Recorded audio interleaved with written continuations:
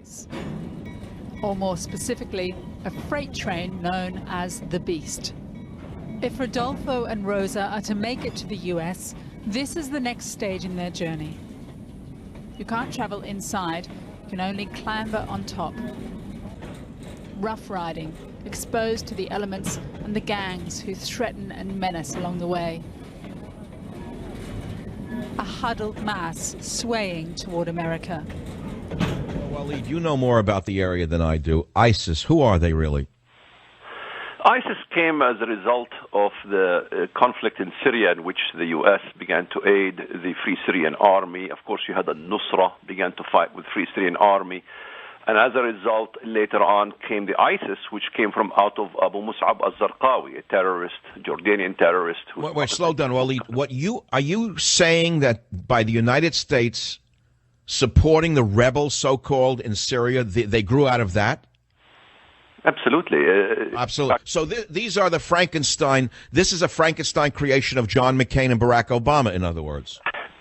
Absolutely. In fact, right now, if you look at the situation in Iraq, all the soldiers that were trained, all the operatives that were trained by the United States, who were anti-ISIS in all the areas where ISIS took over, are now enlisting by the droves with the ISIS. Oh, my God. So it is much worse than we think. So this is why we've always been against the removal of Saddam Hussein. This is why, on record, I've always been against this kind of war in Iraq, that we create vacuums, and those vacuums are always filled in with a much worser picture. Correct. I said the same thing, that Bush 1 had it right, which was to weaken Saddam Hussein but not kill him. Bush 2 was advised by the neocons like Wolfowitz and others. They said wipe them all out. We killed Saddam. All we did was make the world safer for Iran and Iran's expansionist tendencies. Do you agree with that assessment? I agree fully. Look at the situation in Iraq. Banks are closed, police dismantled, judicial courts are replaced. All government employees must attend ISIS centers, declare their allegiance to the ISIS. They must get a repentance document. They must get a document that they are innocent. If not, and they are Shia or Christians, they're beheaded, or from the front of the neck, the back of the neck, or even shot. We showed videos galore on this issue.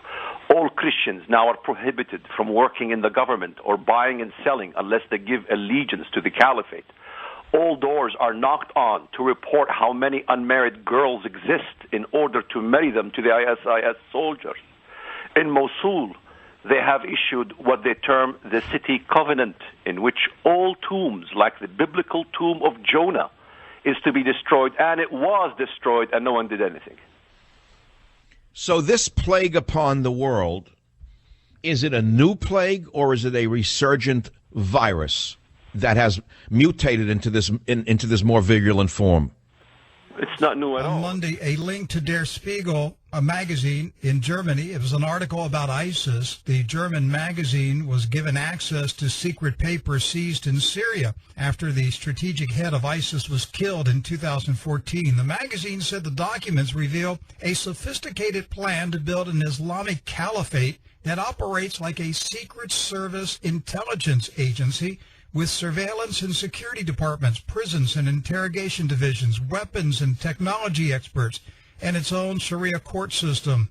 Spiegel said the documents contain details of ISIS espionage and infiltration tactics to covertly gain power and eliminate any opposition in any country they enter. Meanwhile, Iranian Armed Forces Commander Major General Hassan Farouzabadi told reporters on Saturday that U.S. aircraft are transporting weapons, food, and supplies to ISIS-controlled airports to aid the Islamic State. Now, I have maintained for years that Barack Hussein Obama is acting as a foreign agent inside the White House for the purpose of sabotaging America's national security. I believe he's orchestrating a massive infiltration of this country. The evidence to me is overwhelming. His support of the Muslim Brotherhood in Egypt, the gun-running operation in Benghazi, the infiltration of Muslims into intelligence agencies, and the Homeland Security Department, and the deliberate elimination of our southern border, and the non-enforcement of our nation's immigration laws. Even as reports surface of ISIS camps in Mexico near the Texas border. We all know that under Obama, our southern border is about as porous as a cheesecloth. But what most of us don't know is that there's an ISIS terror camp just 8 miles south of El Paso. Oh, and for those of you who don't know, El Paso is still part of the United States. So just how difficult would it be for ISIS soldiers to march north for about 2 hours from their camp in Ciudad Juarez, Chihuahua? Not hard at all. They're just awaiting orders. But wait, it gets worse. There's another ISIS terror camp just west of Ciudad in Puerto Palomos, and it is in striking distance of Columbus and Deming, New Mexico. This is all according to a Mexican federal police inspector and a Mexican Army field grade officer, and corroborated by watchdog group Judicial Watch, as well as being reported at Shubat.com.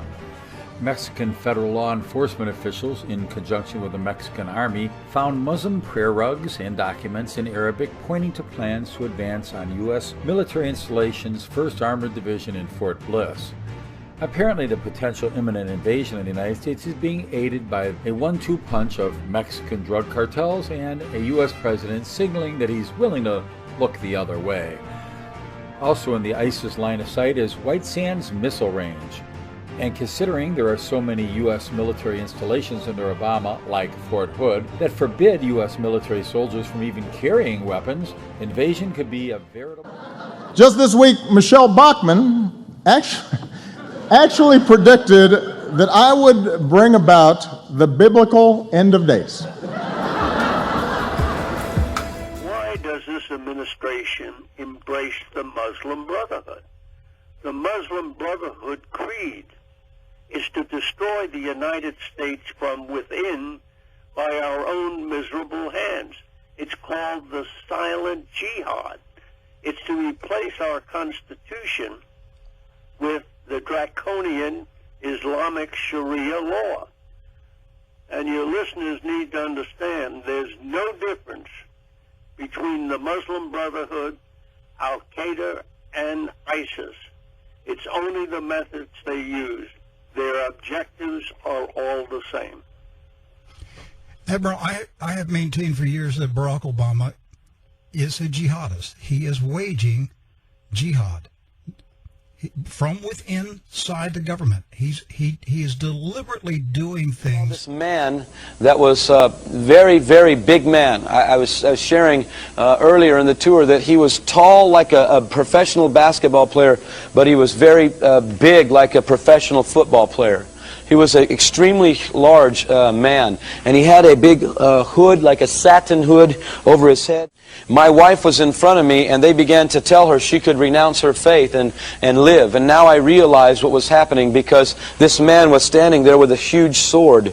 ISIS released a new video today showing the execution of 21 Coptic Christians kidnapped in Libya. The video shows the Egyptian prisoners being marched onto a beach by militants dressed in black. Then the prisoners are beheaded brutally. He was tall like a professional basketball player. This video really marks ISIS on the world stage, well beyond the videos that we've seen in the past out of Syria and Iraq.